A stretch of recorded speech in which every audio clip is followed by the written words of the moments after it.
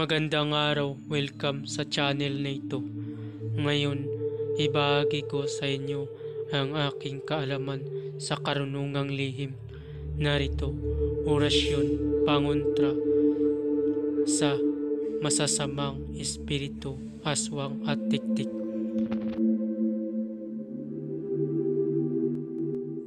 Shout out sa channel ni Child of God. Subscribe kayo dyan. Maraming salamat. At kung bago ka pa lamang napadpad sa channel ko, huwag kalimutan pindutin ang subscribe button and click the bell icon para laging update sa mga bagong video na ina-upload ko. Maraming salamat.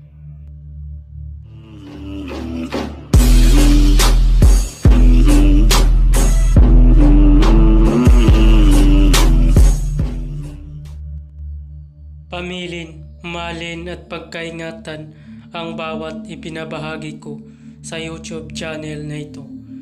Ang kapangyarihan na kapaloob dito ay lubhang maywaga. Gamitin lamang sa kabutihan at pagganap ng kalooban ng Diyos. Maginhuwaran at laging isapuso't isip ang 7 layunin ng Diyos.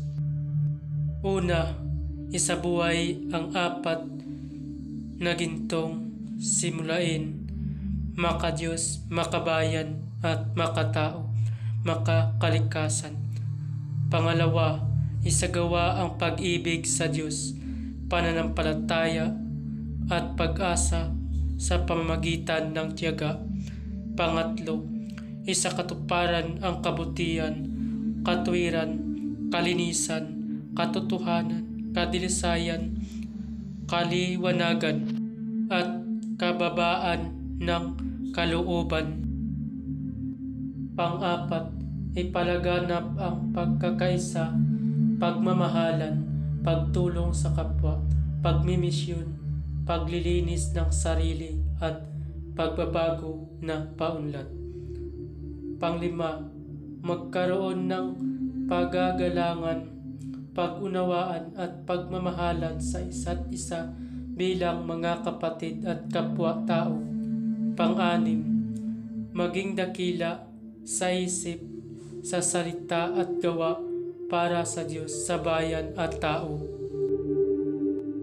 Pang-7, ipagpatibay ang kautusan ng Diyos, tumulong sa pagpapaunlad ng katauhan ng bawat kasapi ng samahan, at tumupad sa hatikain ng Diyos sa tao.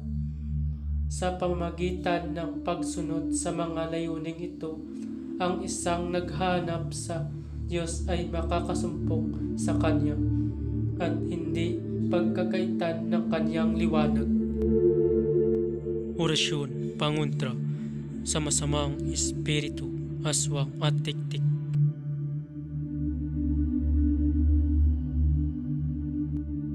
Pamamaraan, ang paggamit ng orasyon ay kailangan mataas ang iyong kaalaman pagdating sa spiritual dahil isang mataas na uri ang orasyon nito, kaya kailangan i-active mo muna ng 49 days kung ikaw ay baguhan pa lamang.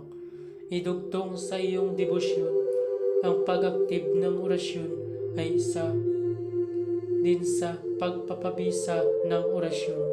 Lalo lumalakas ang orasyon kung na-debosyonan ng 49 days at madali pagganahin kahit mataas pa dahil na-active mo na ito.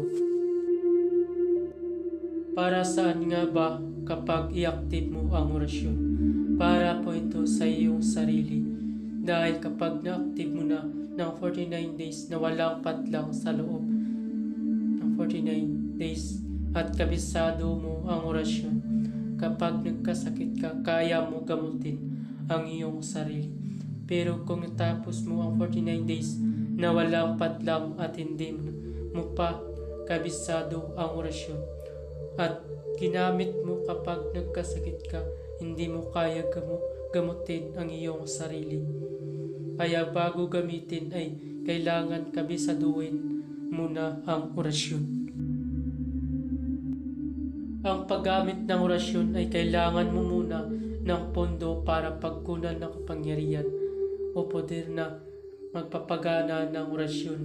Ang sinasabi kong pondo ay tulad ng Ama namin, Aba, Ginoong Maria, at luwalhati, sumasampalataya, depende sa iyong gagamitin na pondo. Meron din naman orasyon na iyong imantra para lumalakas. Para madali ito pagganahin kung ang iyong gamitin na pondo ay Ama namin, Aba, Ginoong Maria, luwalhati, sumasampalataya, gawin yan ng tag-3 beses. Ulitin ang Ama namin, Aba, Ginoong Maria, hanggang sumasampalataya. Pwede din, mayroon din naman na pondo na mga orasyon para pagganahin ito ang orasyon na iyong gagamitin. Pamamaraan, magtirik ng 3 kandilang puti at magdasal ng 3 Ama namin, 3 Aba, Ginoong Maria, 3 luwalhati, 3 sumasampalataya. Pagkatapos magdasal ay isunod ang orasyon. Pagkatapos usalin ng orasyon ng 3 beses sa isip ay iihip sa dibdib upang ikaw ay sukluban ka ng espiritu para ikaw ay proteksyonan.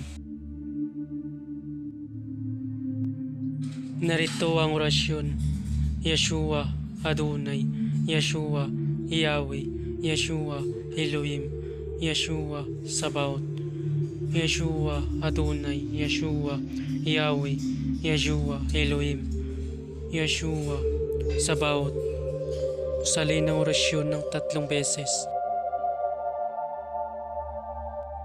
Babala, ang lahat ng mga orasyon na inyong mababasa dito ay lubang makapangyarihan.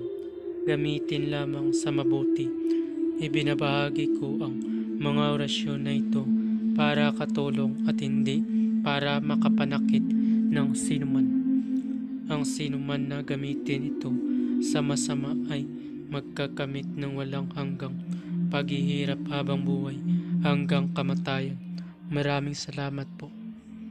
At kung bago ka pa lamang napadpad sa channel na ito, huwag kalimutan mag-subscribe and click the bell icon para laging update sa mga bagong video na ina-upload ko.